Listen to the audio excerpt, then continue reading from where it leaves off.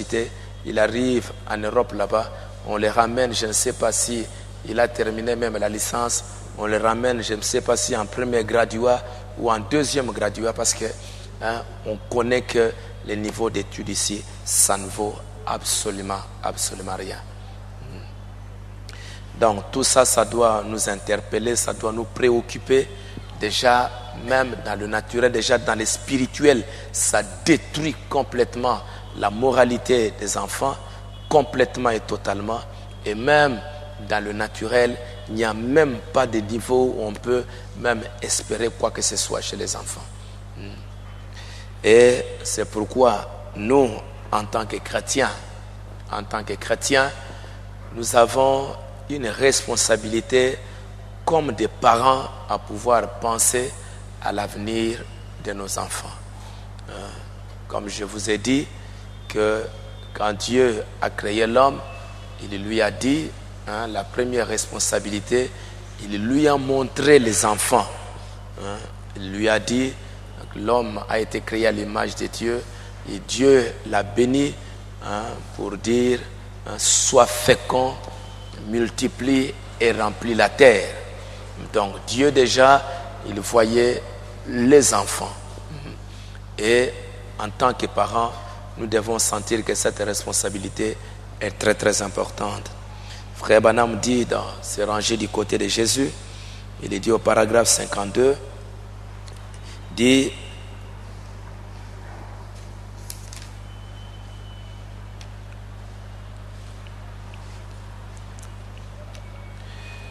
paragraphe 49, nous devons penser aux jeunes gens. Nous avons des enfants. La plupart d'entre nous, ici, hommes mariés, nous avons des enfants. Et dans ces messages, c'est rangé du côté de Jésus. C'était une réunion, ce n'était pas une réunion normale, c'était une réunion, ici, Frère Branham avait parlé plus aux hommes. Il avait parlé plus aux hommes parce qu'il voulait leur dire, leur transmettre quelque chose un peu de spécial avant qu'il ne puisse leur parler d'autre chose. Donc, nous devons penser aux jeunes gens. Nous avons des enfants. La plupart d'entre nous, ici, hommes mariés, nous avons des enfants. Eh bien, qu'en est-il de ceux qui vont venir? Voyez-vous, c'est comme quand je faisais du bruit là au sujet de ceux qui jetaient leurs filets dans la rivière et qui attrapaient ces perches, ces acolytes et consorts, je les ai vus entasser aussi haut que ces plafonds de grandes et bonnes perches posées là. Et puis il dit, j'ai un garçon qui grandit. Il aura le désir de pécher. Eh bien, on mettra sa photo dans le journal s'il attrapait une chevenne d'ici 20 ans. En laissant cela continuer comme cela, des filets, des pièges et tout le reste. Et c'est pratiquement ce que sont les choses en ce moment. Voyez-vous, qu'est-ce qui ne va pas? Vous devez songer à ceux qui grandissent. Nous devons donc songer aux autres qui viennent derrière nous. Ces jeunes gens et autres. Et songer à une place pour nos enfants et nos filles. Nous ne voulons pas les voir dans le monde, dans des choses de ce genre. Nous voulons que ces filles soient élevées comme leur mère. Et nous devons prendre des dispositions pour cela. Et s'il n'y a pas de lendemain, on ne sait jamais. S'il n'y a pas de lendemain, nous n'aurons rien fait d'autre que nous occuper des affaires du Père pour être trouvés à notre poste du devoir quand il viendra. S'il n'y a pas un lendemain, qu'est-ce qu'on fait? On est là, on s'apprête pour que, si l'enlèvement vient, on y va. Mais comme on sait que Peut-être on ne sait jamais combien d'années nous avons encore sur cette terre. Donc nous devons songer, nous devons penser à nos enfants, aux jeunes gens, à ce que nos enfants seront demain. Qu'est-ce qu'ils vont devenir, comme Frère Branham le dit. Nos enfants, nos filles, qu'est-ce qu'elles vont devenir. Et vous savez que quand on parle de la jeunesse, on parle directement de l'avenir, du futur d'une nation, d'une famille. C'est ce que sont les enfants aujourd'hui. C'est ce que nous faisons de nos enfants aujourd'hui. C'est ce que nous allons récolter demain. C'est ce que nous faisons aujourd'hui. C'est ce que nous allons... C'est la moisson que nous aurons dans une année, 5 ans ou 10 ans. Ce que sont nos enfants aujourd'hui, c'est ce que nous aurons il y a 10 ans ou 15 ans. Si nous négligeons, si nous ne faisons rien, sachez que c'est ce que nous allons aussi récolter dans les années à venir. Et c'est pourquoi Frère Branham disait constamment concernant la délinquance juvénile, pour dire, si nous voyons ce que sont devenus nos enfants, les écoles aujourd'hui, quelle génération, quel genre d'enfants nous aurons dans 5 ans ou dans 10 ans. Qu'est-ce que nous allons avoir? Et en tant que parents, et en tant que chrétiens, nous devons songer, nous devons penser à cela. On ne doit pas rester indifférent pendant que déjà maintenant nous sommes en train de souffrir des conséquences de ce qui se passe dans le monde, de ce qui se passe dans les écoles. Nous sommes là des témoins. Et vous qui êtes là dans les écoles, vous savez bien ce qui est en train de se passer. Alors, rester comme ça, c'est vraiment un péché, c'est vraiment la culpabilité de rester comme ça et de pouvoir, je ne sais pas, attendre le ciel ou pour faire quoi que ce soit. Je lisais une déclaration d'un historien, je crois qu'il doit être un Allemand. Il disait que le seul moyen pour que le mal domine dans le monde, c'est que les hommes de bien ne fassent rien du tout. Si les hommes de bien ne font rien, c'est le seul moyen pour permettre au mal de pouvoir dominer. Parce que s'ils ne font rien, alors le mal va continuer à aller et ça va devenir pire. Mais si les hommes de bien peuvent réfléchir et chercher à savoir qu'est-ce que nous devons faire, trouver des solutions. Je vous ai déjà parlé une fois que dans cette Bible, devant des problèmes, devant des difficultés, devant toutes sortes de choses qui se sont présentées devant les gens, les enfants de Dieu ont toujours trouvé des solutions à ces problèmes-là. Et aujourd'hui, quand nous assistons à ces scènes horribles dans nos familles, les enfants engrossés, des enfants qui se comportent très très mal, et nous restons comme ça.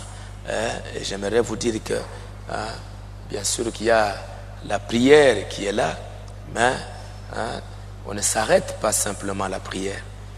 Je pense à Frère Branham qui était un grand prophète, quand il a remarqué que à un moment donné, il a entendu Joseph qui venait lui parler des choses sales dans la maison. Frère Branham a beaucoup regretté, il a pris l'enfant, il a corrigé, il lui a demandé d'où ça vient, et c'était Joseph, et c'était de l'école que l'enfant avait appris ça. Et ça a été le cas aussi, même avec Billy Paul. Billy Paul, dans le message Job, le serviteur de Dieu, Frère Branham parle à Billy Paul comment ses amis à l'école, là où il étudiait, il a appris beaucoup de mauvaises choses et il était même près de la mort, à cause des mauvaises choses qu'il avait apprises à l'école. Et même pour Rebecca, vous avez lu aussi l'histoire de Rebecca, comment à un moment donné, elle allait apprendre la musique avec une fille du monde ou dans une école du monde. Et au fur et à mesure qu'elle allait fréquenter cet ami-là pour apprendre la musique, Rebecca est devenue une fille têtue à la maison. Et ça avait beaucoup touché le prophète et sa famille à cause de l'attitude de Rebecca. Donc vous pouvez voir dans tout cela. Et enfin, frère Branham, à un moment donné, il avait décidé de ne plus envoyer ses enfants à l'école. Et vous allez remarquer que tous les enfants de frère Branham, je crois que la plupart, peut-être, ont fait l'école primaire et peut-être une partie de l'école secondaire, mais ils ne sont jamais allés très loin. Ils ne sont jamais allés très loin, ce n'est pas parce qu'ils n'avaient pas de moyens ou qu'ils n'ont pas d'argent, mais c'est parce qu'il dit lui-même, j'ai retiré tous mes enfants de l'école. Il s'est demandé, est-ce que je peux aller même avec eux à la montagne, rester avec eux. Il a cherché à un moment donné une bonne école où il pouvait envoyer les enfants. C'est qu'à ce moment-là, il avait trouvé cette école des méthodistes qui était à ce moment-là une très très bonne école en ce temps-là. Je ne sais pas, méthodiste ou pentecôtiste, où il avait envoyé ses enfants. Mais avec le temps, ce sont des écoles qui se sont corrompues parce que c'était les méthodistes, mais avec le temps, tout s'est corrompu. Et vous allez voir que frère Branham dit à un moment donné, j'ai pris mes enfants, je les ai gardés. Ça, c'est l'attitude du prophète. Il est arrivé même à garder ses enfants. Il s'est demandé où les envoyer. Il les a retirés des écoles partout parce qu'il voyait que c'était devenu un danger. J'ai mon petit frère, il étudiait, je ne sais pas, dans une école quelque part, en troisième année. Ces derniers jours, j'étais parti en voyage. Lui, il est resté et il est parti à l'école. Et après, il est resté avec ses amis. Il est rentré autour de 19h, 20h à la maison. Et depuis ce jour-là, je l'ai retiré de l'école. Je lui ai dit que tu n'étudieras plus, tu resteras à la maison jusqu'à ce qu'on voit ce qu'on va faire. Mais pendant que nous voyons notre prophète prendre cette attitude de retirer même ses enfants de l'école, se poser des questions, où dois-je envoyer mes enfants pour aller étudier? Pendant ce temps, lui, le prophète de Dieu, qui pouvait prier, qui pouvait demander à Dieu pour qu'il protège les enfants en allant à l'école, nous les chrétiens, nous sentons une liberté, nous sentons vraiment que, qu'ils aillent même mourir là-bas. Qu'ils aillent mourir là-bas. Et pire encore, de voir qu'il y a encore jusque-là des parents qui, ça ne leur dit absolument rien, envoyer même les enfants, même dans des écoles catholiques, même dans les écoles où ils savent bien que c'est la situation, les enfants là-bas sont très très mauvais, ils marchent très très mal, mais nous continuons toujours à envoyer les enfants. Donc, pour montrer à quel point parfois nous sommes devenus très très indifférents à l'avenir de nos enfants. Et je vois les parents, ce n'est qu'au moment où il apprend que sa fille, on l'a engrossée ou quelque chose comme ça, c'est alors qu'il commence à pleurer. Mais on ne comprend pas que nous sommes en train de récolter ce que nous avons sémé. Nous avons sémé de l'indifférence. Nous avons sémé toutes sortes de choses et nous allons récolter ce que nous sommes en train de sémer. Mais je n'aimerais pas, en tant que pasteur, que je porte sur mes épaules la responsabilité de ces choses dans 5 ans, dans 10 ans, ou je ne sais pas si le Seigneur peut nous garder encore. Alors c'est pourquoi je vais faire de mon mieux pour pouvoir vous aider, vous faire comprendre la responsabilité que vous avez en tant que parents pour l'avenir de nos enfants. Et c'est pourquoi je vous ai appelé à vous, particulièrement qui est dans le corps enseignant, parce que vous êtes déjà dans ces domaines, vous voyez ce qui se passe dans les écoles, vous voyez bien ce qui se passe avec les enfants, et puis pour que nous puissions ensemble penser à ce que nous devrions faire. Et comme je viens de le lire dans la Bible, Paul ou Pierre en train de dire, comme de bons dispensateurs des diverses grâces de Dieu. Ici c'est dispensateur, mais une autre traduction dit comme des bons économes, des diverses grâces de Dieu. Que chacun de vous mette au service des autres les dons qu'il a reçus. Dieu vous a donné un don. Et dans le royaume de Dieu, que ce soit des dons spirituels, que ce soit les dons dans le domaine temporel, tout ça, ce sont des dons que Dieu a donnés aux hommes pour accomplir sur la terre un certain travail.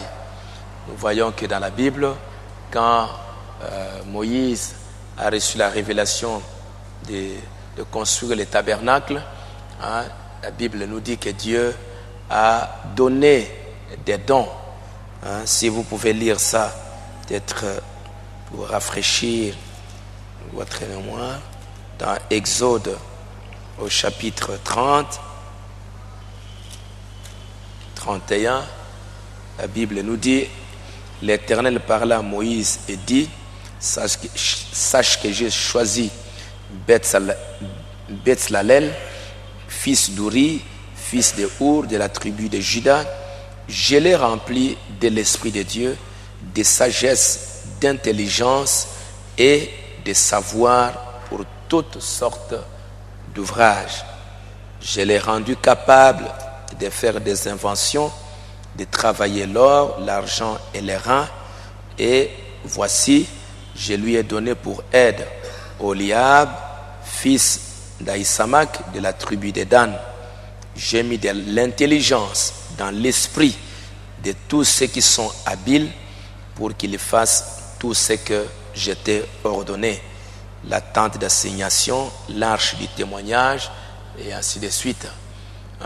Il y avait les Lévites qui étaient là du côté spirituel pour apporter la parole aux gens, mais Dieu ne s'est pas arrêté là-bas. Il a donné aussi à certaines personnes l'Esprit de Dieu, la sagesse, l'intelligence pour accomplir un certain nombre de choses.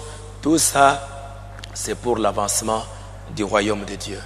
Et aujourd'hui, notre Dieu fait toujours et toujours la même chose pour oindre, donner à ses enfants certains talents particuliers pour pouvoir accomplir pour le royaume de Dieu quelque chose pour l'avancement du royaume. Il le fait toujours. Et nous sommes, de temps en temps, je le répète, et parfois nous oublions beaucoup cela, parce que aujourd'hui, quand on parle de l'adoption, on voit toujours que l'adoption, c'est les pasteurs. L'adoption, ce sont les prédicateurs. L'adoption, c'est ceux qui ont des dons spirituels. Or, ce n'est pas ça.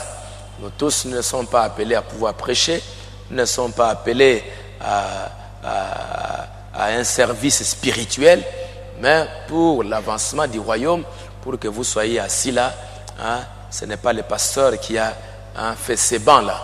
Ce n'est pas le pasteur qui a fait le travail de l'électricité. Pour que tout ça puisse marcher, il a fallu que Dieu puisse oindre des personnes pour la sonorisation, des personnes pour faire le banc, des personnes pour faire l'électricité, et tout ça afin que l'adoration soit complète. Donc aujourd'hui, comme des dispensateurs, comme des économes des diverses grâces de Dieu, Dieu à cause, pour notre rachat, pour notre salut, il a répandu sur nous toute espèce de sagesse et d'intelligence. Toutes sortes de sagesse et d'intelligence. Et c'est pourquoi la Bible est en train de nous dire là, ce que nous venons de lire, et ces diverses grâces de Dieu, ce sont des dons, des talents qu'il a donnés à chacun pour, non pas pour seulement les buts, pour ce que vous êtes en train de faire là. Parce que aujourd'hui, vous allez travailler, vous allez peut-être enseigner aux enfants, ils vont devenir des grands talents, des grands messieurs dans le monde, et puis demain ce sont des voleurs, demain ce sont des méchants, demain c'est toutes sortes de choses que nous sommes en train de faire. Vous allez élever, et puis bon, demain il va voler. C'est ce que je disais à un frère qui donne cours à l'université là-bas. Vous êtes en train de travailler, c'est très bien. Mais ces gens que vous êtes en train de former, ces enfants, c'est une bonne chose pour le pays ici. Demain, ils peuvent devenir des bons messieurs, tant mieux. Mais il y en a qui vont devenir des bandits, il y en a qui vont devenir toutes sortes de choses, pendant que vos propres enfants, on est en train de les détruire, on est en train... Et parfois, ce qui m'étonne, c'est de voir que, vous voyez bien que le diable, lui, il connaît les temps dans lesquels nous vivons, et il sait qu'il y a ces enfants-là, de ceux qui disent qu'ils sont des chrétiens. Moi, je vais plus attaquer même ces enfants-là. Je vais leur faire du mal. Et pendant ce temps, nous sommes en train de nous démener pour enseigner ces enfants, faire tout ce qu'on peut, et nos propres enfants sont en train de mourir, sont en train de périr. C'est coupable. C'est une chose horrible de voir, d'assister à quelque chose comme ça. Nous sommes en train d'enseigner le monde, et nos propres enfants regardent ce qu'ils sont en train de devenir. Donc Dieu vous a donné ces dons-là et ces talents-là pour le bien du royaume de Dieu. Et frère Branham, dans le message, le livre des Éphésiens est comparable au livre de Josué. Frère Branham dit, la page 17, il parle de l'adoption. C'est l'âge dans lequel nous vivons, que le livre des Éphésiens, c'est comparable au livre de Josué.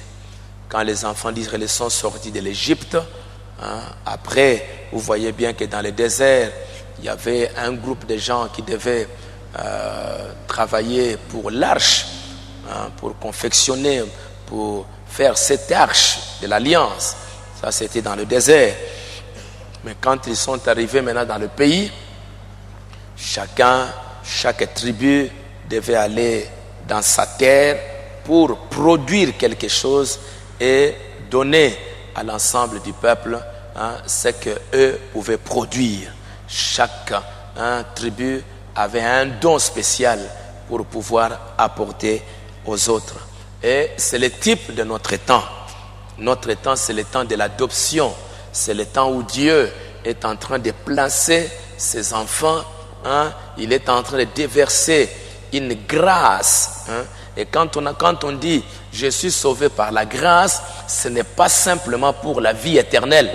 Ce n'est pas simplement pour que toi tu as eu la vie éternelle et puis bon, tu vas rester assis là jusqu'à ce que tu vas aller au ciel. Cette grâce-là n'est pas venue juste pour ton salut, mais cette grâce, Dieu a répandu ça sur toi pour que tu fasses aussi quelque chose de temporel pour l'avancement du royaume de Dieu. C'est pourquoi Pierre est en train de dire, comme des économes ou des dispensateurs de diverses grâces de Dieu. Donc cette grâce, ce n'est pas simplement pour ton salut, mais cette grâce, c'est pour que tu comprennes que tu as aussi un talent, tu as aussi quelque chose que tu peux faire pour l'avancement du royaume de Dieu. Et frère Branham dit, maintenant, c'est ce que Paul a dit, c'est l'écriture de Paul, c'est un écrit de Paul, avant la fondation du monde, c'est ce qu'il enseigne à son Église, la plaçant dans sa position. Avant la fondation du monde, quand Dieu passait par les douleurs pour vous enfanter, sachant ce que vous feriez, il vous a placé dans son propre corps pour être une ménagère, pour être un fermier, pour être un prédicateur, pour être un prophète, pour être ceci ou cela. Il vous a placé. Pas seulement pour être un prédicateur ou un prophète, mais pour être aussi un fermier. Plus loin, il dit, même pour être un mécanicien. Il parle pour être un médecin. Et tout au début, il est en train de parler à un frère qui était un médecin, qui était en train de beaucoup travailler pour les autres. Frère Branham va l'appeler pour lui dire, mon frère, souviens-toi que de l'autre côté, tu recevras une récompense pour ce travail de médecin que tu es en train d'accomplir. Et frère Branham lui donnera même une écriture que souviens-toi que Jésus a dit que ceux qui seront miséricordieux, ils obtiendront miséricorde, parce que vous avez de la compassion pour des gens malades, pour des gens qui souffrent, et vous êtes là prêts pour pouvoir aider. Aujourd'hui, la médecine est complètement corrompue, mais il y a quelques années, vous allez trouver que le médecin, il ne travaillait pas pour chercher l'argent. Même s'il n'a pas l'argent, mais quand il voit un malade, il a la compassion, il voit la souffrance et il est prêt pour pouvoir aider. Et frère Branham dit, c'est donc que Dieu t'a donné, mon frère, il y aura une récompense de l'autre côté parce que vous avez exercé la compassion, la miséricorde, et Dieu aussi aura pitié de vous de l'autre côté. Donc tout ce que nous sommes en train de faire ici sur terre, les talents que Dieu nous a donnés, il nous a donné principalement aider les hommes, aider le monde, c'est vrai, mais aussi quand le besoin est là, pensez au spirituel, pensez à nos enfants, aider nos propres enfants qui sont menacés, qui sont la cible du diable aujourd'hui. Il n'y aura pas d'excuse pour nous à la fin de ce voyage quand vous êtes en train de travailler pour les autres enfants pendant que vos propres enfants sont en train de périr. Je ne sais pas quelle est la récompense que nous allons avoir à la fin quand nous voyons toutes ces choses-là.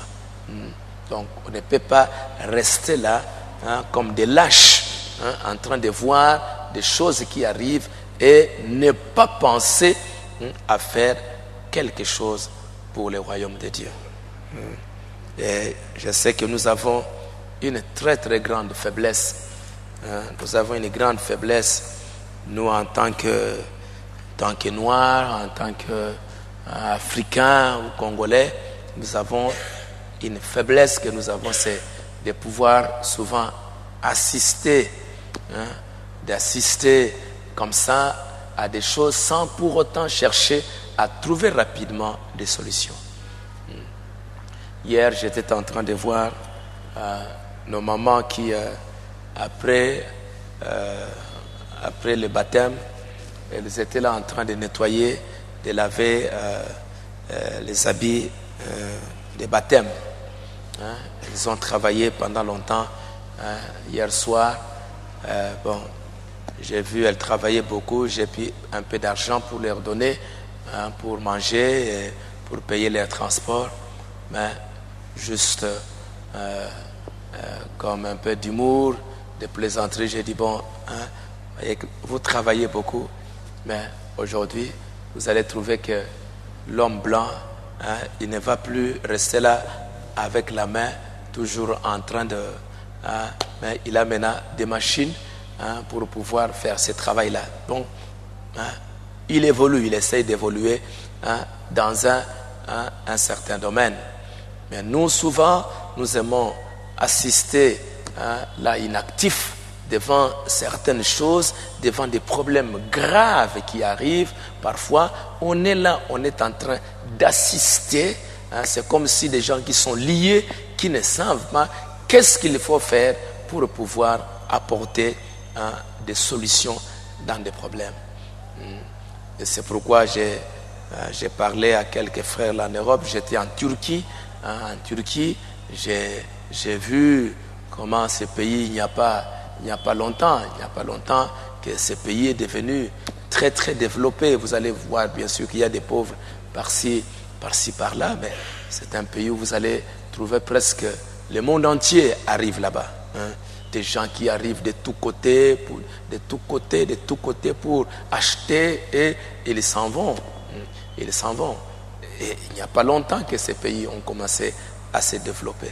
Et pourquoi l'Afrique est restée en arrière comme ça? Peut-être nous allons dire non, ce sont les Blancs qui ont voulu faire ça. Moi, je vous dis que ce ne sont pas les Blancs qui ont fait ça.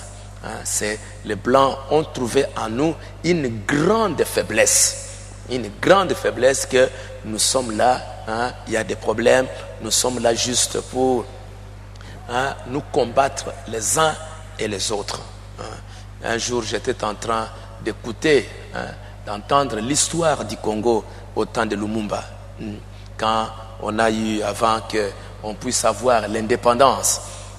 J'étais en train d'écouter ça, avant qu'on puisse avoir l'indépendance, comment Lumumba, c'était un homme très fort, un homme vaillant, un homme qui avait déjà une vision des choses qui peuvent se passer, qui doivent se passer. Il s'est levé, et il a commencé à parler, contre, parlant pour qu'il faut qu'il y ait l'indépendance. Il a commencé à parler aux Belges, et ainsi de suite, et tout ça. Et après, les Belges ont essayé de comprendre, ils ont essayé de donner l'indépendance, mais pendant ce temps-là, qu'est-ce qu'ils ont fait? Les Belges ont trouvé que, parce que Lumumba aussi était à un moment donné très très dur et très très violent, très très violent, parce que c'est comme s'il a été un peu trop influencé par les communistes, par l'URSS et tout ça. Il parlait un peu un langage assez sec contre les Occidentaux. Mais qu'est-ce qui s'est passé à ce moment-là? Il y avait Kasavubu, il y avait Kalonji, il y avait ceci, il y avait Moïse Tshombe. Tout ça, c'était des contemporains de Lumumba. Mais qu'est-ce qui s'est passé pendant ce temps-là? Si tous ces politiciens pouvaient s'unir, pouvaient faire front ensemble pour pouvoir trouver des solutions et voir ce qui pouvait se passer, ces pays notre pays serait tout à fait différent. Mais qu'est-ce qui s'est passé pendant ce temps? Lumumba, il va à côté, à un moment donné, Kalonji, il va proclamer l'indépendance du Kasaï. Moïse Tshombe, il va proclamer l'indépendance du Katanga. Et puis, à un moment donné, Lumumba et Kasavubu, ont commencé à se battre. Et à un moment donné, c'est Kasavubu qui dit que toi, Lumumba, tu n'es plus Premier ministre. À un moment donné, Lumumba aussi qui dit, toi aussi, Kasavubu, tu n'es pas président.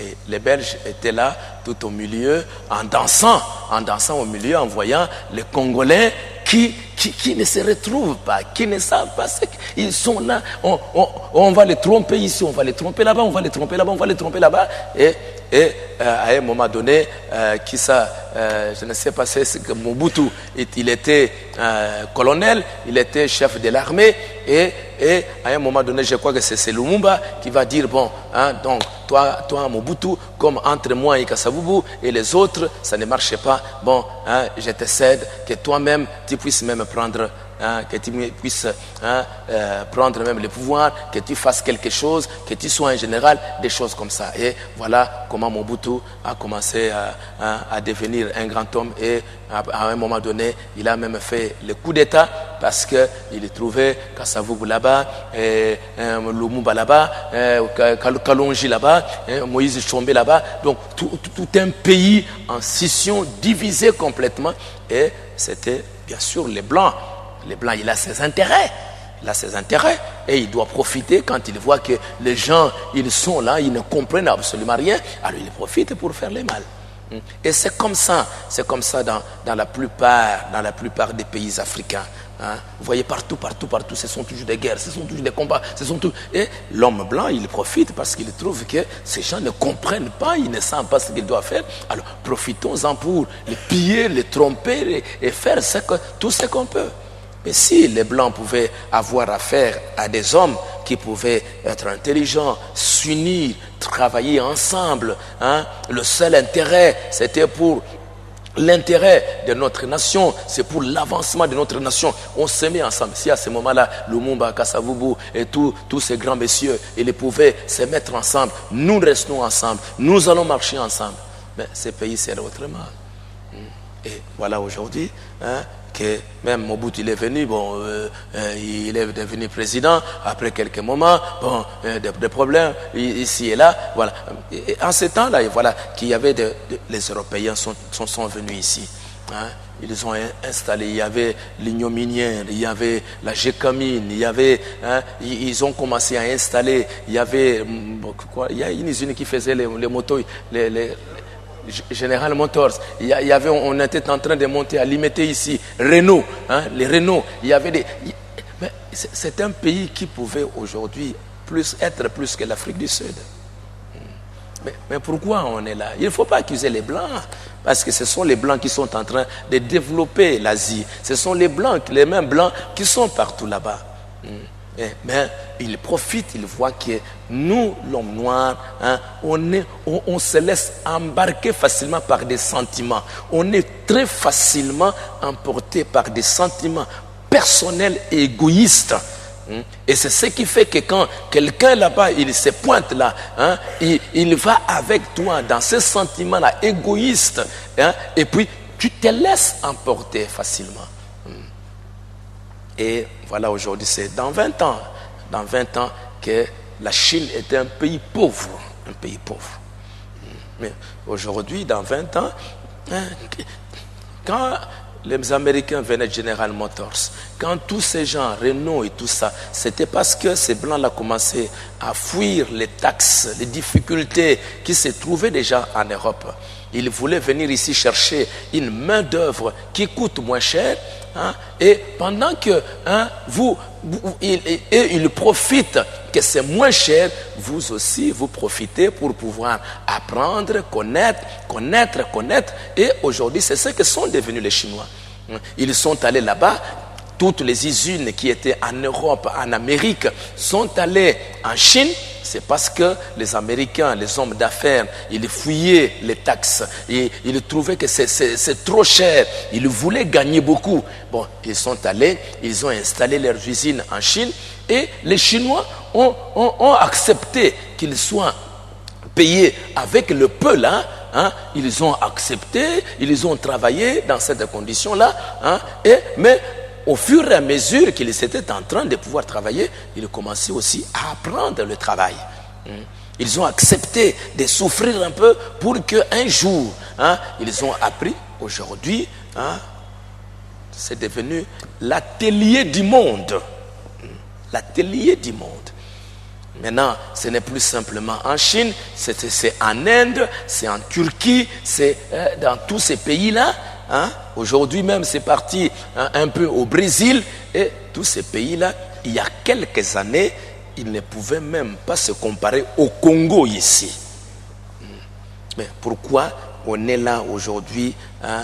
C'est parce que nous n'avons pas profité du temps qui nous a été donné. Nous n'avons pas profité des opportunités qui étaient là, saisir l'occasion, faire quelque chose, s'unir, et puis, aujourd'hui, voilà.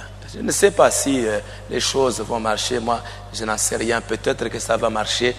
Je n'en sais rien. C'est que je ne vois plus une prophétie. Bon, si ça marche, que Dieu soit loué ou quoi, je n'en sais rien ce qui va se faire. Mais aujourd'hui, voyons que tout maintenant, de ce côté-là, ça prospère. Pourquoi? On n'a pas saisi certaines opportunités pour pouvoir s'unir et pouvoir travailler pour un objectif commun. Mais ce sont des petits intérêts, ce sont des motifs égoïstes, c'est l'orgueil. On veut montrer moi, on veut montrer moi, on veut montrer ceci. Et voilà aujourd'hui là où nous sommes. Là où nous sommes. Et c'est ainsi dans tous les pays africains. Vous irez partout, vous allez aller encore, et que ce soit en Côte d'Ivoire. La Côte d'Ivoire, il y a quelque temps, c'était le pays le plus grand exportateur de cacao. Je ne sais pas de quoi encore, je ne sais pas, des bananes et tout ça. Mais allez là aujourd'hui et voyez ce qui est en train de se faire. Et tout ça, ce sont des guerres et des choses inutiles. Mais si ce sont des choses qui se passent dans le naturel, dans le monde naturel, faisons attention pour que cet esprit-là ne puisse pas aussi nous animer en tant que chrétiens pour que devant des intérêts communs, devant des choses que nous devons faire pour le royaume de Dieu, nous puissions rester là en train juste de regarder et de ne rien faire du tout pour ça.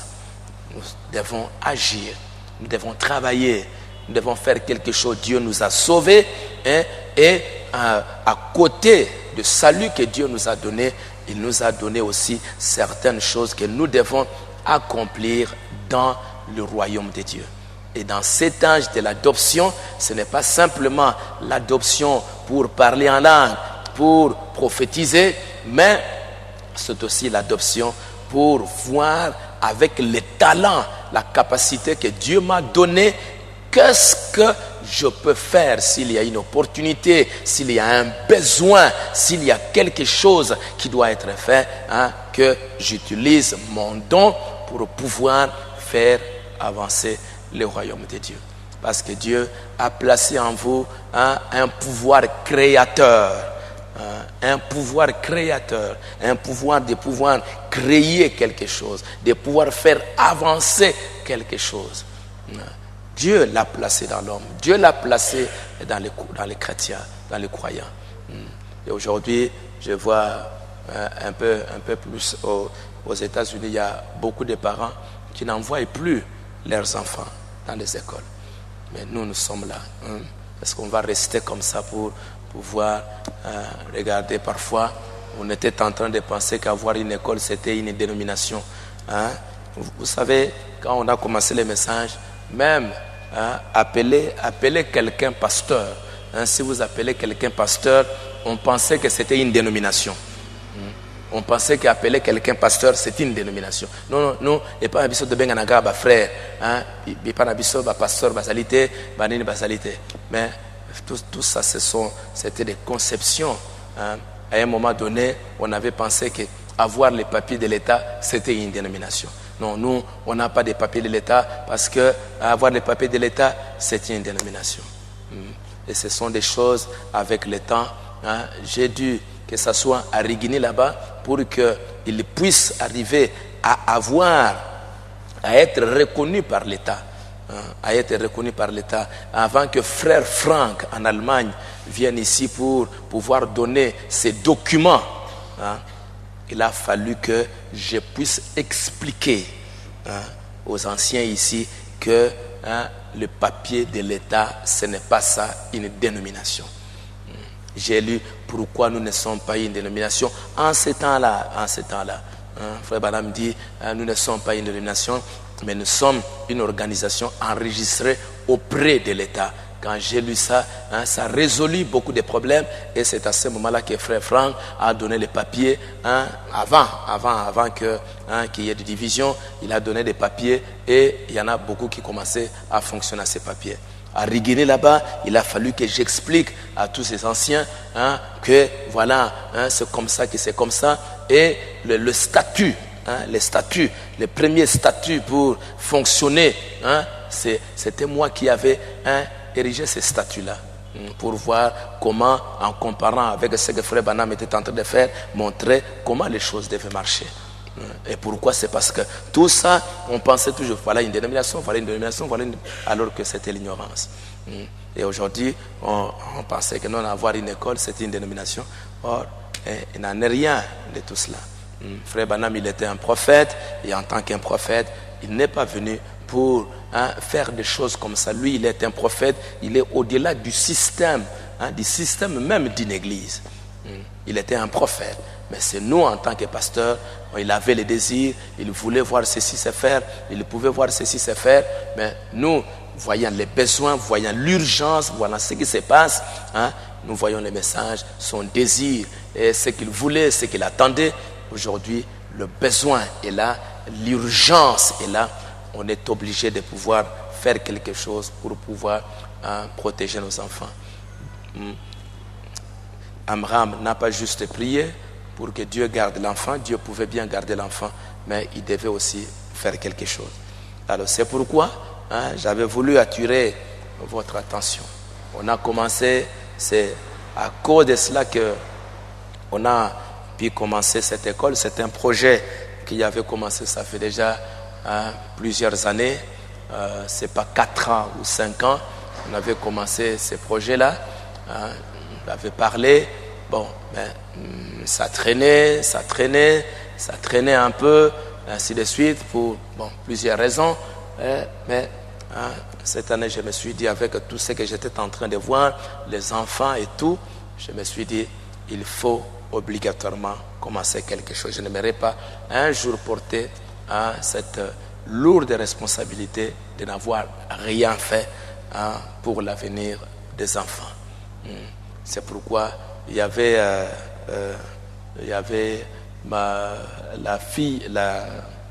la femme de mon fils, qui est mon fils Obed, qui est au Canada. C'est une jeune fille qui a terminé à Londres. Elle a terminé à l'université dans une école dans l'éducation des enfants. Elle avait terminé là-bas et on voulait l'engager là-bas comme directrice dans une école à Londres, parce qu'elle avait terminé avec distinction, je crois. Elle avait bien terminé, on voulait l'engager là-bas. Mais le mariage, comme c'était la même période, le mariage, elle était obligée d'aller au Canada. Alors comme elle avait déjà beaucoup de connaissances, elle était au Canada, elle a vu l'école où se trouvaient les frères Eddie Biscol. Bon, je me disais, bon, si je ne trouve rien ici, qu'on commence même une petite chose, même une petite affaire.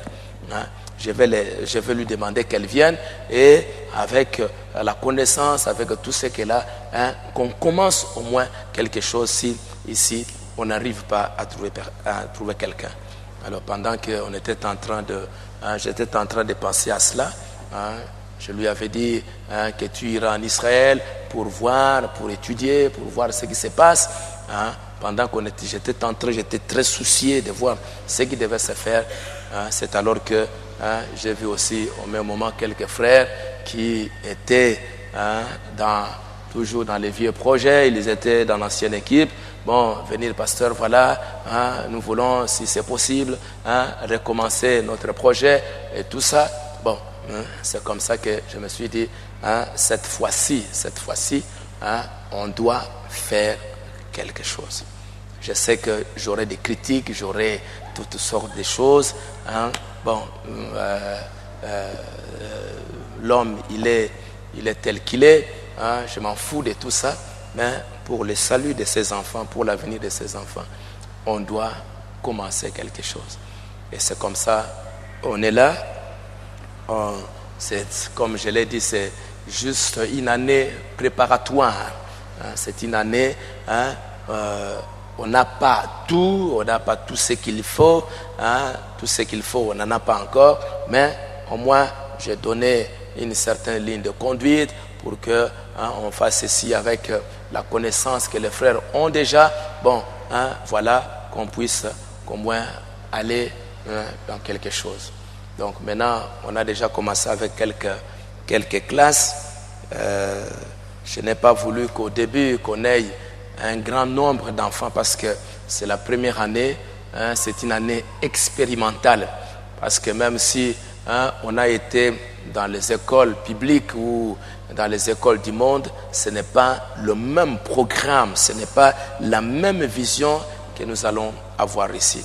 On a une vision tout à fait spéciale qu'on doit avoir ici et qu'on commence quelque chose petit à petit et qu'on voit comment les choses vont devoir évoluer. Mais voyant que le besoin est toujours là et qu'il y a aussi beaucoup de parents qui cherchent, qui veulent sauver leurs enfants.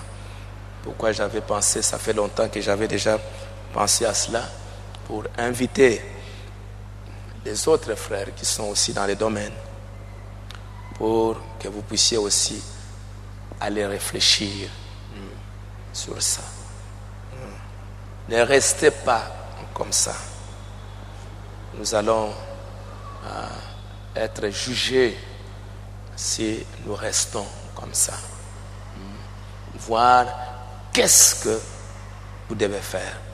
Parce que l'année prochaine, je tiens à ce qu'on puisse augmenter le nombre de classes jusqu'en 6e année. Parce que pour moi, je vais vous dire ceci, que même si ces enfants, nos enfants ici, ils viennent ici, même ne fût-ce que pour s'asseoir seulement sur les bancs, même s'asseoir seulement dans les bancs, je crois que beaucoup seront épargnés et beaucoup seront sauvés. Juste quitter ces écoles-là et venir s'asseoir ici. Pensez à cela. Ne soyons pas des gens trop charnels pour penser aux miracles, aux choses miracles que Dieu, il peut guérir la maladie. Vous savez qu'il y a les dons de guérison et les dons de miracles. Vous savez ça? Dans la Bible, il y a les dons de guérison et les dons de miracles. Donc la guérison, ça peut maladie et toutes sortes de choses, mais il y a des miracles, il y a des choses qui dépassent l'entendement humain. Parce que avec une guérison, tu as peut-être une maux de tête ou je ne sais pas quelle autre maladie. Tu peux aussi aller à la médecine et la médecine aussi peut te guérir. Mais Dieu aussi te guérit. Mais il y a des miracles, c'est-à-dire des choses que la médecine ne sait plus rien faire du tout. L'homme ne sait plus rien faire. À ce moment-là, Dieu opère une guérison miracle. Parce que c'est au-delà de ce que Dieu peut faire. Et je crois que Dieu est capable de faire beaucoup de choses s'il y a des gens qui sont vraiment dévoués pour faire ça. Donc, pourquoi je vous ai invité? Pour qu'on puisse penser que l'année prochaine, on va devoir avoir on va agrandir le nombre des classes et voir d'abord, parce que vous savez, en tant que votre pasteur, quand j'ai un désir dans le cœur, et je vois si vous pouvez le faire, parce que ma pensée est que si ici je ne trouve pas de talent ici à Shekinah qui peut faire ça, je serais prêt de voir même dans les autres églises du message. Je vais les inviter, les pasteurs, voilà, on a ceci, on a ça. Qu'est-ce que vous pensez? Est-ce que je peux trouver telle personne qui peut le faire? Parce que je vois le danger, une grande menace se trouve là devant. Alors c'est pourquoi j'aimerais que vous puissiez vous réveiller et mettre un peu nos motifs personnels de côté et voir l'intérêt du royaume et l'intérêt de nos enfants. Qu'est-ce que nous pouvons faire dans les jours à venir? J'avais quelque chose à faire pour le message du temps de la fin. J'avais promis à Dieu quand j'étais encore jeune à Rigini là-bas, je priais beaucoup. J'avais dit à Dieu, Seigneur, le jour où tu m'aideras et tu me béniras, tu me donneras des moyens, Seigneur, je vais diffuser le message, parce que Je voyais bien en ce temps-là, je lisais beaucoup, mais tout ce qui était à côté, c'est comme s'ils ne lisaient pas beaucoup. Alors je me disais, c'est parce qu'ils n'ont pas de brochures, c'est pourquoi ils ne lisent pas. J'étais jeune, j'ai pensé à cela. Et quand cette église a commencé, la première chose que j'avais faite, c'est pour de pouvoir acheter une petite machine duplicateur. Et heureusement, il y a eu quelques frères qui étaient là, que j'appréciais déjà, qui se sont mis au travail. Et ensemble, on avait commencé le travail quelque part là à Lemba. À un moment donné, c'était chez moi à Lemba là-bas qu'on était en train d'imprimer. Mais particulièrement le travail a commencé dans cette maison-là, dans ces bâtiments-là en 96. C'est à ce moment-là que le travail a vraiment commencé dans ces bâtiments-là. Et voilà que l'école commence aussi au même endroit. Et aujourd'hui, ces frères dévoués, bien sûr qu'on a dû parler, exhorter pendant des années. Et aujourd'hui, ces frères sont là en train de travailler. Il y a eu des jeunes qui ont été formés, qui ont travaillé. Et si Dieu nous accorde sa grâce, cette année ou l'année prochaine, nous allons terminer la traduction du message en français. C'est parce que j'ai eu des hommes, j'ai eu des femmes qui ont compris, qui ont vu l'importance. Il y a eu beaucoup de combats. J'ai eu beaucoup de combats, toutes sortes de choses qui sont venues. J'avais un frère que j'avais pris, il était un frère intelligent, qui était le chef à l'atelier d'impression, mais il priait dans une autre église. Mais quand le problème de la voix de Dieu, tout ça s'est arrivé, et ainsi de suite, il m'a dit, pasteur, moi, je m'en vais parce que je vois que cette affaire, ce n'est pas dans la volonté de Dieu, je quitte. J'ai dit, ok, merci beaucoup, tu peux partir, mais peut-être que dans 3 ans, dans 4 ans, tu reviendras, tu trouveras toujours que cette chose existe toujours. Il est parti, et ça m'avait un peu dérangé. On s'est débrouillé avec les jeunes qui sont là-bas, on a beaucoup imprimé, et après, 3 ou 4 ans, il est revenu pour me dire, pasteur, pardonnez-moi, j'étais trompé.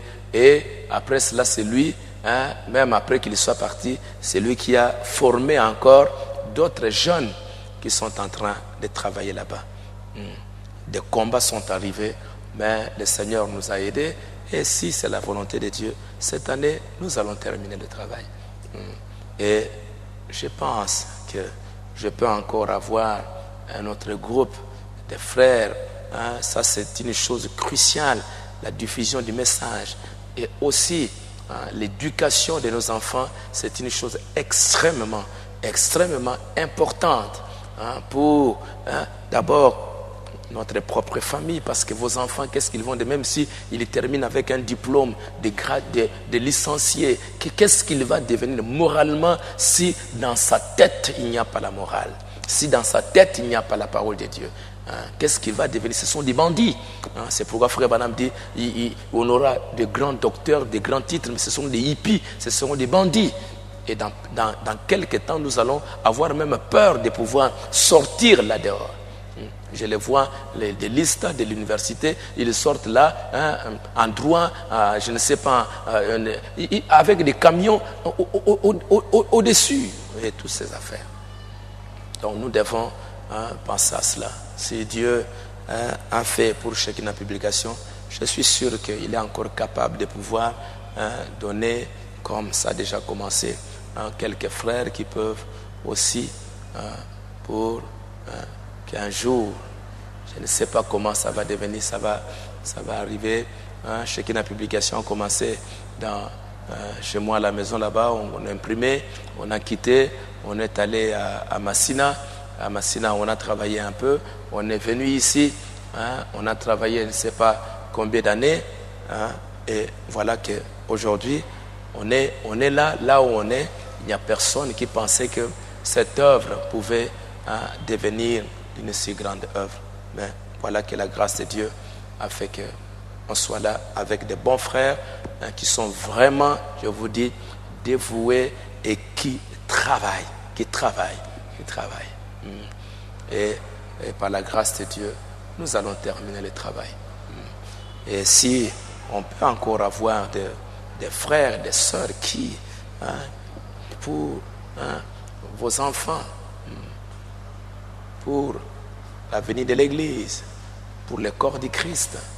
Et je sais que comme je disais aux autres aujourd'hui, ça paraît être une petite affaire, mais demain, vous allez voir que partout à l'intérieur du pays, les gens, parce qu'ils cherchent toujours un modèle, ils cherchent toujours quelqu'un qui donne le ton pour qu'eux aussi suivent. Quand ils verront ce que vont devenir ces enfants, vous allez apprendre demain, ici et là, ça va commencer partout. Mais ces frères-là, ils voudront bien avoir un modèle. Ils voudront avoir un exemple pour suivre. Et ils doivent trouver un modèle. Donc, ayez de grandes ambitions comme ça pour de grandes choses. Des grandes choses, des choses glorieuses, des choses éternelles. C'est ça les ambitions que nous, en tant que chrétiens, nous devrions avoir. Donc, voilà ce que je voulais parler avec vous. Donc, il y a les projets pour l'école primaire et peut-être pour l'école secondaire, mais il y a aussi un autre projet que j'ai à cœur, c'est pour les jeunes qui sont là, qui ont terminé peut-être les secondaires, mais ils ne savent rien faire avec leur formation. Aujourd'hui, notre système d'éducation ici au Congo, je ne sais pas si on a déjà modifié, si on a changé, je n'en sais absolument rien. Mais j'aimerais vous dire que le système d'éducation, les programmes, on est en train de modifier et ça change maintenant complètement partout dans le monde. Parce qu'on trouve que la manière dont on a dirigé les programmes d'enseignement, aujourd'hui, ça ne vaut plus rien. Ça ne rencontre pas les besoins réels qui se trouvent sur le champ de l'emploi, pour le travail. Ça ne rencontre plus. Je ne sais pas si j'en ai parlé à qui. Aujourd'hui, vous allez, un jeune homme, il va terminer son école primaire, il va aller à l'école secondaire, il va faire le scientifique. Il va étudier beaucoup de mathématiques, beaucoup de chimie, toutes sortes de trucs. Il termine à l'âge peut-être de 18 ans, ou il termine à l'âge de 20 ans.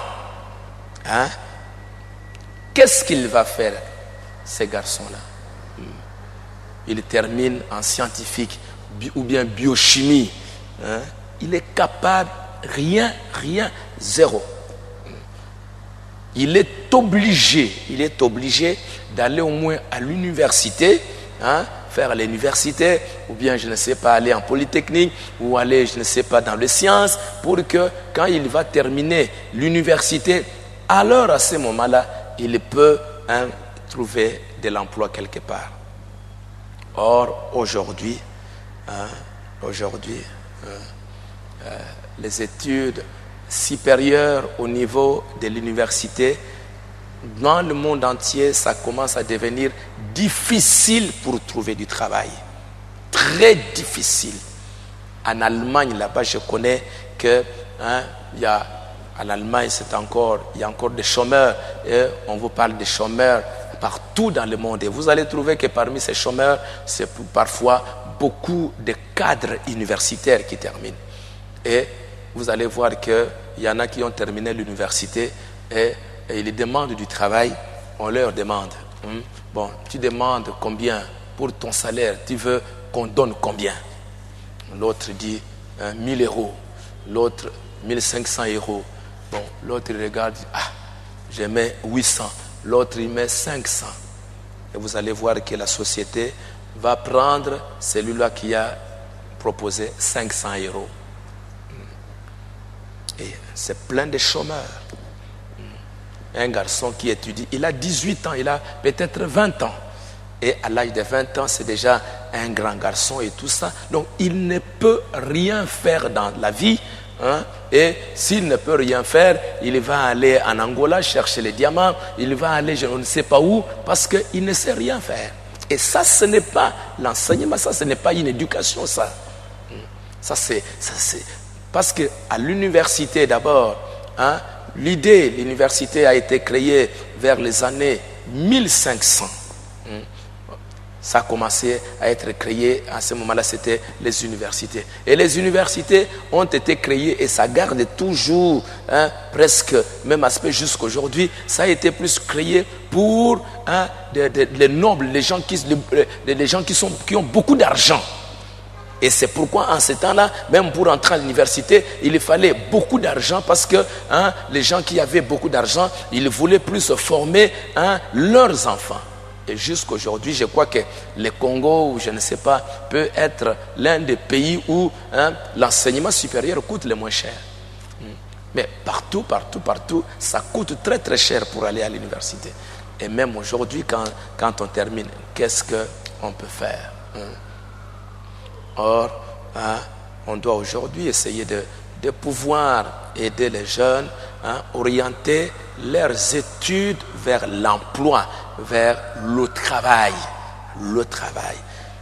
Il termine son 6e année secondaire, il termine, je ne sais pas, n'importe, que ce soit n'importe, mais il est prêt, il est déjà prêt à pouvoir travailler, gagner de l'argent, se marier et avoir une famille.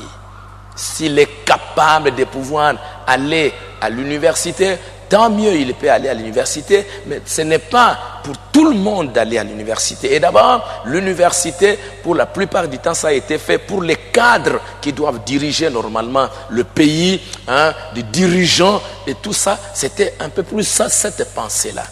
Mais, le monde du travail, la masse il doit travailler, la production, ce n'est pas à ceux qui travaillent, ceux qui terminent les universités.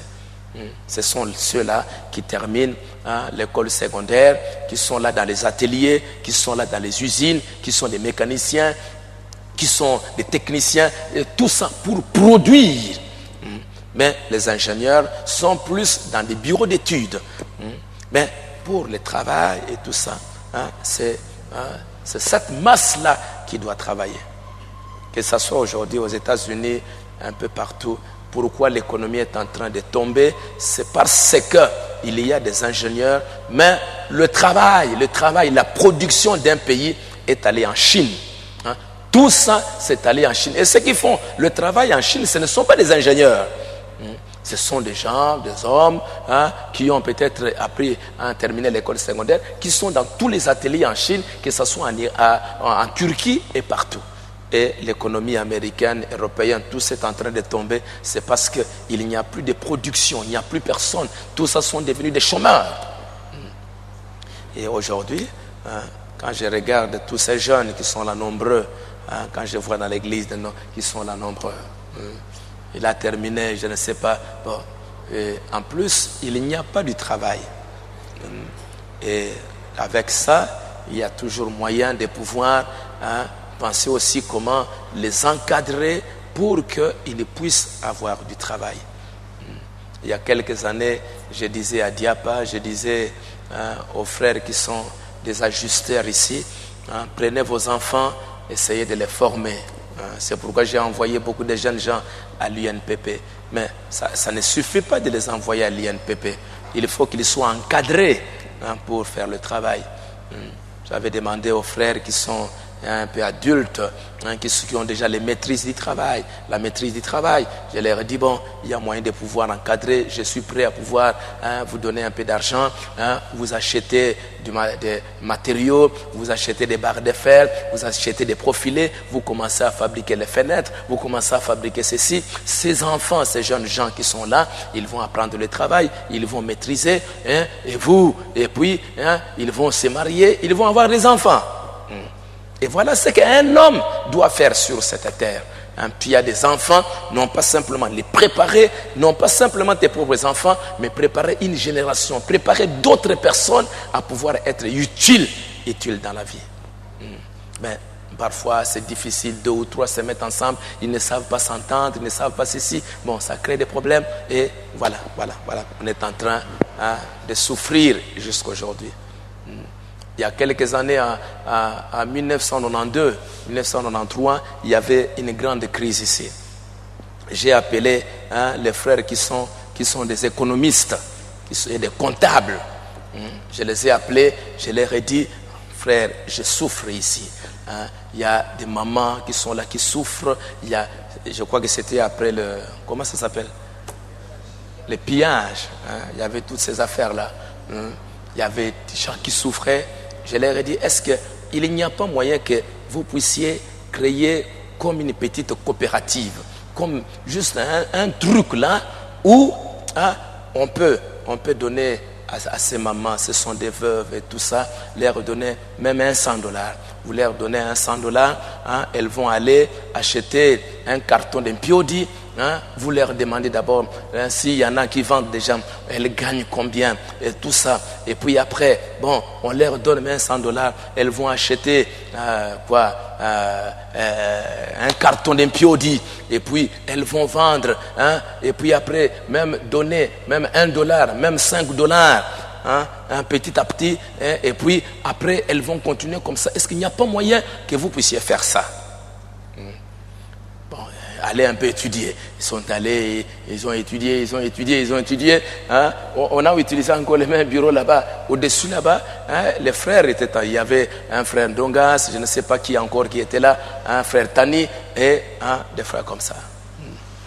Mais bon, je ne sais pas, on a traîné. Et c'était au même moment que j'avais demandé à monsieur, il y a un monsieur là, Damas, pour essayer d'aider, pour qu'on apprenne. Mais tout ça c'est bon, mais il faut y avoir aussi l'encadrement. Je suis allé en Europe, j'ai acheté des machines pour faire des gâteaux. J'en avais acheté une 20aine. Je suis venu avec, j'ai donné à quelques mamans, comme vous venez d'apprendre là-bas, chez Damas, comment faire les gâteaux. Voilà des machines pour faire. Bon, elles ont pris les machines. Bon, jusqu'à aujourd'hui, je ne sais pas où sont parties les machines ici. Les machines aussi sont devenues des gâteaux, je n'en sais rien. Donc, toutes ces choses, c'est bon, mais on a besoin que tous ces hommes soient encadrés, qu'on sache qu'est-ce qu'ils peuvent faire. Et j'aimerais vous dire que vous avez ce travail-là. Vous avez ce travail. Vous ne prêchez pas, vous n'êtes pas des prédicateurs, mais Dieu peut vous utiliser, chacun de vous, pour faire quelque chose, pour que les autres soient bénis. Non pas qu'ils deviennent riches, mais juste qu'ils aient quelque chose à manger. Vous savez, c'est pas facile, d'être pasteur et de voir des jeunes gens, 500 000 assis là dans l'église, qui ne font rien. C'est pénible de voir des jeunes filles assises là à l'église, 20 ans, 21 ans, 22 ans, 23 ans, assises là à l'église, attendant un mari. Et sachant que la parole de Dieu me dit que je ne peux pas me marier avec quelqu'un dehors. Je dois me marier avec un frère. Et cette fille-là, quand elle est là, bon, vous n'allez pas lui demander d'être trop spirituelle pour que... Non, oubliez le mariage. Non. Ça fait partie de la vie. Elle va penser à cela. Et toi aussi, en tant que papa, en tant que maman, vous avez une fille qui a déjà 21 ans. Et tu penses qu'elle doit se marier. Mais elle va se marier. Toi, tu as le principe qu'elle doit se marier avec un chrétien, avec un frère qui croit la parole. Mais ce frère-là, qui doit marier cette fille, il est chômeur. Il ne travaille pas. Et maintenant, la fille va rester là, 21 ans, et 22 ans, 23 ans, 30 ans, des tentations, des épreuves pour une fille qui est encore dans une famille chrétienne. ça va encore. Mais il y en a qui, à cause de la parole de Dieu, sont dans des familles qui ne sont pas chrétiennes. Elles subissent toutes sortes d'injures, de choses, et tout ça. Donc, je ne veux pas dire que bon, on va s'arrêter juste. Non, non. Jésus, quand il est venu, il a multiplié les pains. Il a changé l'eau en vin. Et même après sa résurrection, il a donné du poisson aux croyants. Donc pour dire que notre Dieu, il pense à notre vie spirituelle, il pense aussi à notre vie temporelle. Notre vie temporelle. Donc toutes ces choses-là, j'aimerais vous dire, c'est entre nos mains. C'est entre nos mains. Dieu a placé en nous des capacités, des talents créateurs. Il suffit simplement que nous puissions nous mettre au travail, penser un peu. À côté là-bas, il y a une puissance qui est prête à pouvoir vous aider dans ces projets-là. Si c'est simplement mettre un peu des motifs égoïstes à côté. Les luttes inutiles, les querelles d'influence inutiles, simplement voir, bon, c'est pour le royaume de Dieu, qu'est-ce que nous pouvons faire, qu'est-ce que nous pouvons faire. Et vous allez voir que vous allez être des gens bénis. Vous allez voir que ce n'est pas simplement que vos enfants, parce que en aidant ces jeunes hommes,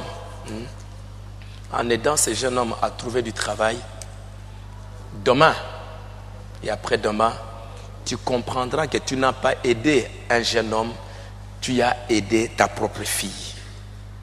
Tu as aidé ta propre maison, parce que cet enfant-là que tu as aidé, il a du travail, il revient dans ta maison pour prendre ta fille que tu attendais qu'il y ait quelqu'un pour la marier. Donc, ça c'est la parole de Dieu qui dit, jette ton pain dans l'eau. Et jeter le pain, ce n'est pas juste jeter de l'argent, donner de l'argent, non, non.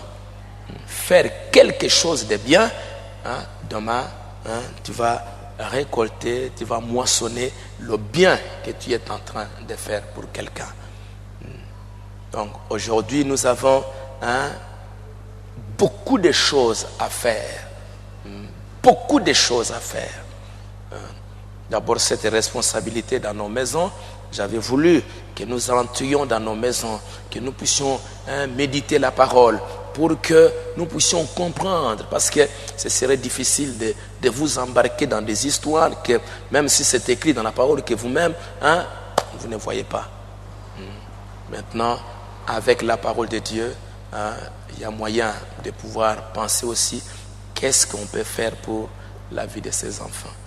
J'avais voulu vous en parler aujourd'hui, juste comme une introduction, et que en pensant, en pensant ce que vous pouviez faire. Vous savez, quand j'ai parlé de cette affaire-là, de pouvoir une petite coopérative ou quelque chose comme ça, pour aider les mamans, bon, les frères ont négligé, et puis après, il y a quelques temps, j'ai appris qu'il y avait des trucs à gauche, finca, toutes sortes de trucs, où on était en train de... J'ai vu beaucoup de mamans qui sont allées là-bas, on leur donnait $100, on leur donnait $200, et il y en a qui n'arrivaient pas à payer, on devait faire ceci, on devait faire ça.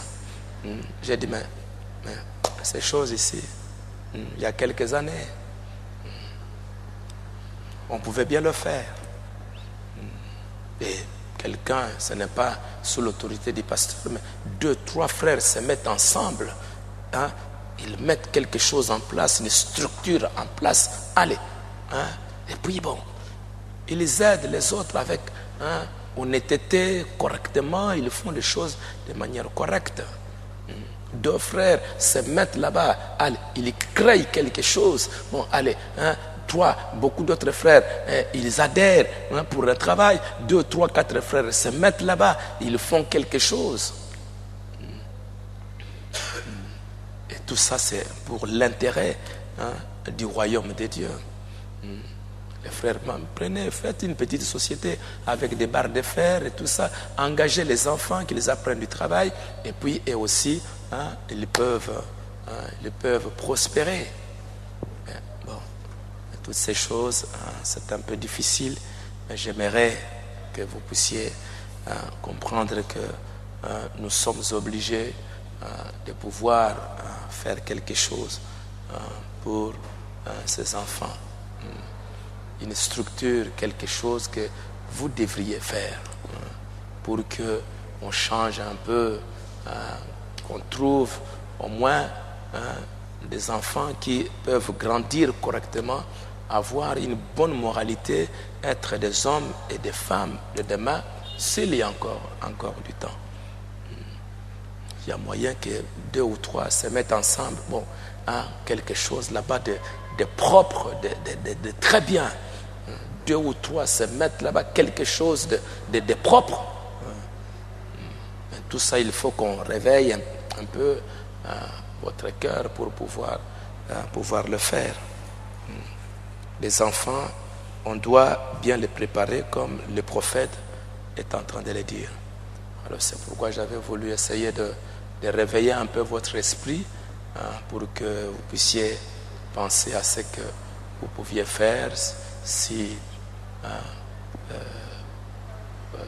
et là peut-être dans une semaine on va peut-être venir encore et on va essayer de parler, chacun peut émettre quelques idées, quelques pensées et discuter ensemble et voir ce qu'on peut faire. J'ai appris qu'il y a quelques frères qui ont des écoles par-ci par-là. C'est une très très bonne chose. C'est une très très bonne chose si l'encadrement peut être vraiment très très bien, et je crois que ce serait une merveilleuse chose si on peut se mettre ensemble et puis penser à quelque chose de pareil, pas simplement dans le domaine de l'enseignement. Comme je l'ai dit, il y a des jeunes gens qui ont déjà terminé les études, qui sont là des chômeurs, ils ne savent pas où aller. Et je tiens particulièrement pour eux de pouvoir voir qu'on peut faire quelque chose, les former et les aider. Les aider. Si Dieu voit qu'on a un peu de volonté, le Seigneur peut nous assister pour le reste. Et vous serez heureux. Vous serez heureux. Comme frère Branham le dit que le bonheur sur cette terre, le bonheur, ce n'est pas ce que tu fais pour toi-même. Le bonheur, c'est ce que tu fais pour les autres. C'est ça être heureux, d'avoir fait quelque chose pour le bien-être de quelqu'un d'autre. Quand ta mort, le jour de la fin, si ça vient, les gens se tiendront là. Oh, cet homme, ce qu'il avait fait. Cet homme, cette femme, ce qu'elle avait fait. Voilà le bonheur d'avoir été sur cette terre. Mais pas quelqu'un là, on me dit c'est qui, bon, c'est pas, même peut-être même un rat ou un lézard, s'il mourait comme ça, on peut encore venir jeter des éloges parce qu'il a peut-être pris quelques mouches, n'est-ce pas? Il a sauvé beaucoup de gens de malaria. Si on pouvait voir le nombre de mouches qui est ces lézards, je crois qu'il y a beaucoup de gens qui se tiendront autour de ces lézards pour dire merci beaucoup, tu as été quand même un animal formidable parce que tu m'as épargné de la maladie. Que de se tenir là, être un homme, même pour tes propres enfants, rien, pour les autres, rien, je crois que ce sera assez triste. Parce que la Bible le dit, pour ceux qui meurent, heureux ceux qui meurent en Christ, car leurs œuvres les suivront. Donc, essayons un peu de penser, c'est l'enlèvement, tant mieux. C'est pourquoi moi, à un moment donné, je préfère la mort. Je préfère un peu la mort pour que ce moment-là, vous puissiez un peu venir. Hey, cet homme. Mais si Dieu veut qu'on parle comme ça, tant mieux. Mais que le Seigneur puisse vous aider alors que vous rentrez voir, bon, moi, qu'est-ce que je peux faire, qu'est-ce qu'on peut faire, et surtout pour les projets qu'on a pour l'école primaire, l'école secondaire et surtout encore pour élaborer un programme, parce que jusque-là, ils sont en train de se débrouiller avec le programme officiel, avec ce qu'on a. Mais bon, ça ne suis pas encore arrivé. Il faut que cette école arrive à avoir des livres appropriés pour notre enseignement, pour notre programme, des livres appropriés. Ça, ce sont des hommes qui doivent faire ça. J'ai vu un frère qui a fait un bon livre. J'avais beaucoup apprécié ça, ce travail qu'il avait fait. J'avais beaucoup apprécié. Bon, je sais pas, on va se voir peut-être avec lui, avec mes voyages. Il y a des grands talents, il y a des grands dons, des gens qui peuvent juste se mettre comme ça et faire des choses extraordinaires.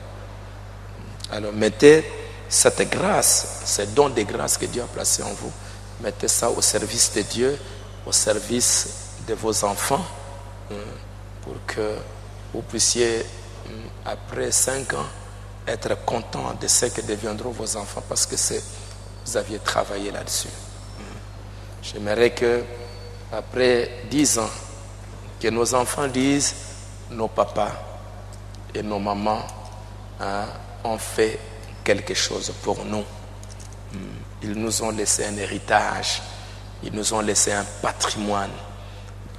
Un patrimoine, pas les bâtiments, mais un patrimoine spirituel, moral. Un grand patrimoine qu'on a laissé à ces enfants. Ils seront reconnaissants. Et même vous, quand vous allez mourir, vous allez être content. Vous savez, là dans la Bible, des personnes qui mouraient correctement, la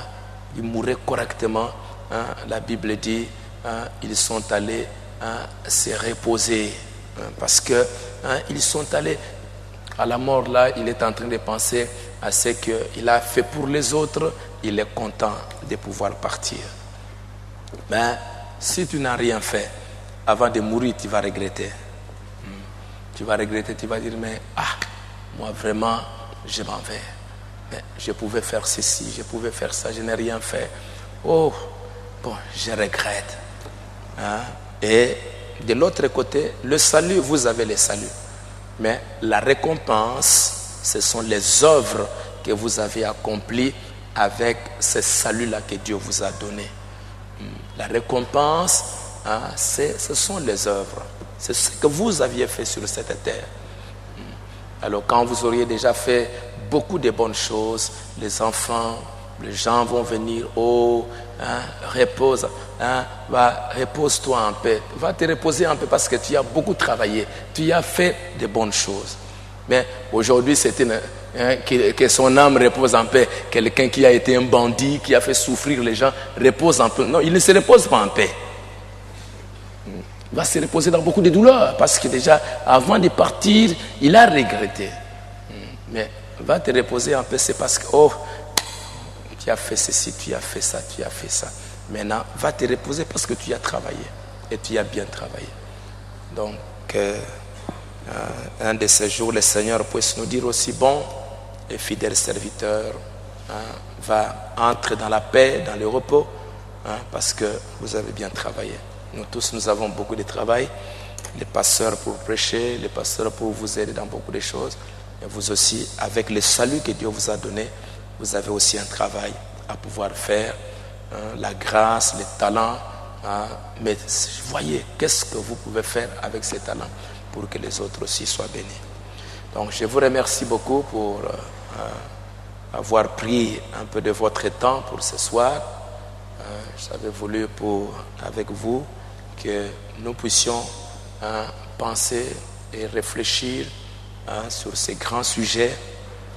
Nos enfants, qu'est-ce que nous, les corps enseignants, les professeurs, les enseignants, les inspecteurs, je ne sais pas qui encore, qu'est-ce que nous pouvons faire avec nos enfants dans le futur? Et on en a beaucoup et vous continuez encore à en avoir. Qui a déjà arrêté de mettre au monde ça? Qui a déjà arrêté? Qui continue?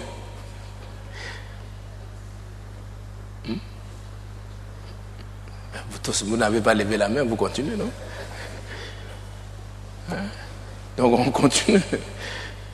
Donc quand on continue comme ça, il faut savoir, que ces enfants-là vont être comment vraiment? Il faut penser, il faut penser. Il faut vraiment penser à cela. Pensez à cela. Pensez encore une fois, comme je vous l'ai dit, à notre pays. Comment? Pourquoi on est comme ça?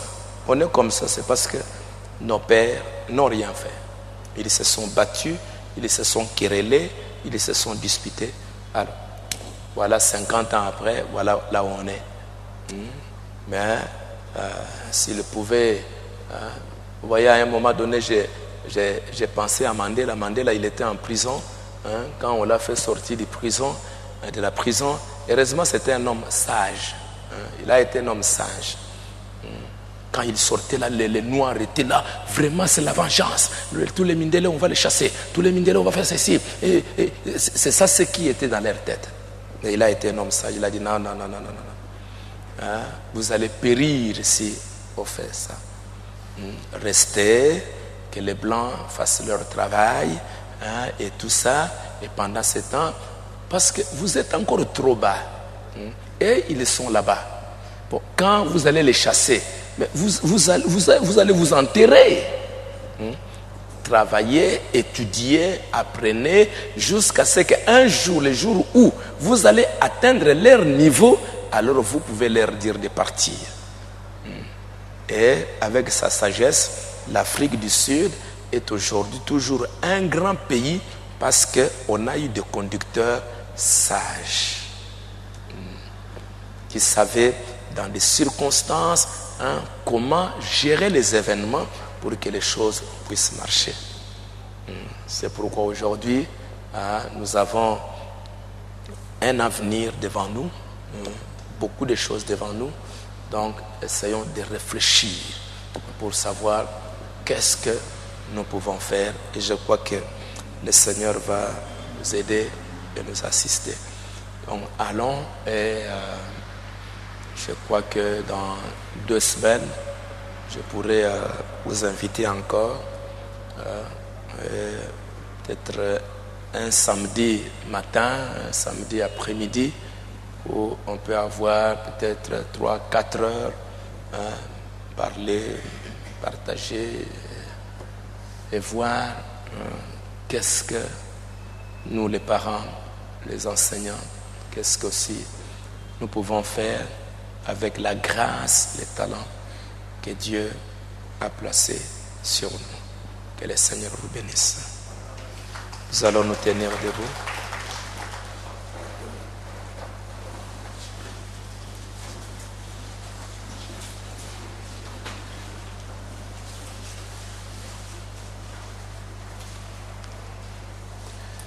Et vous savez, quand Frère Branham parle même de l'Amérique,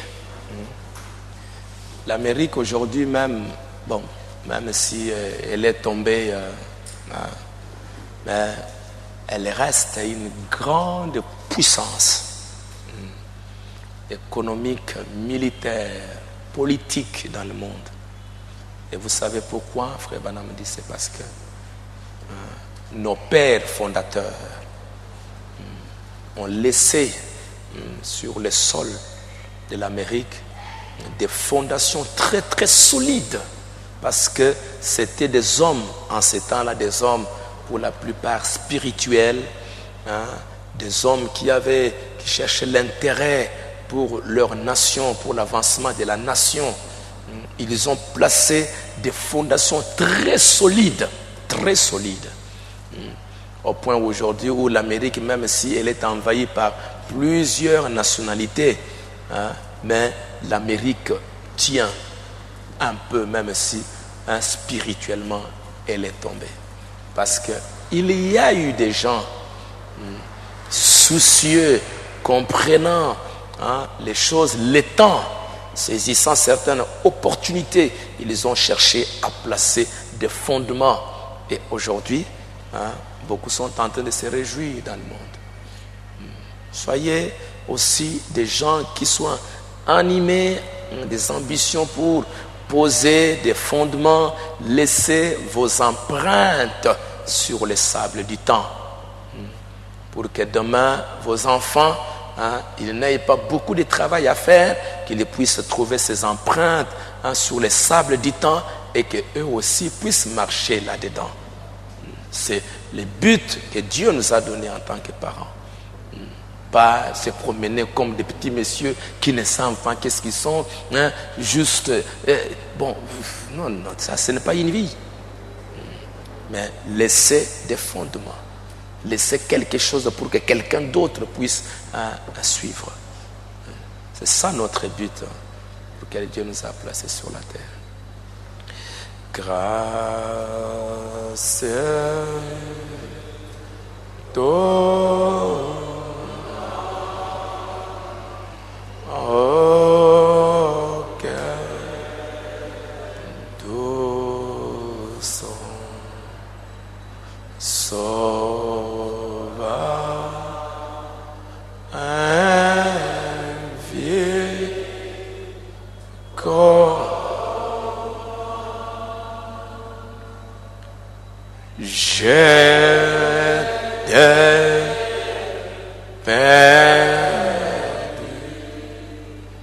je suis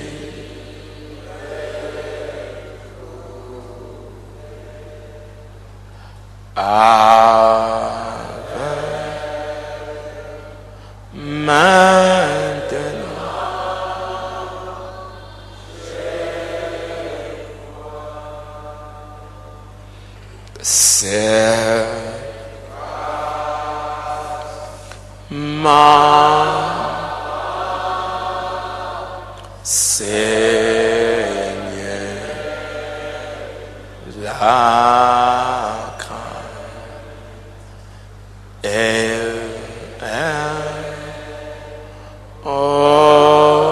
ta main.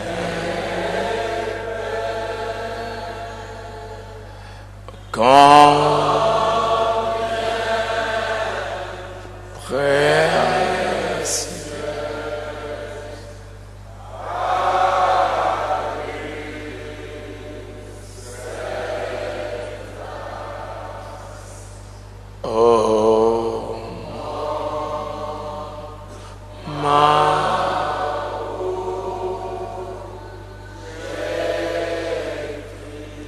disons juste un petit mot à Dieu.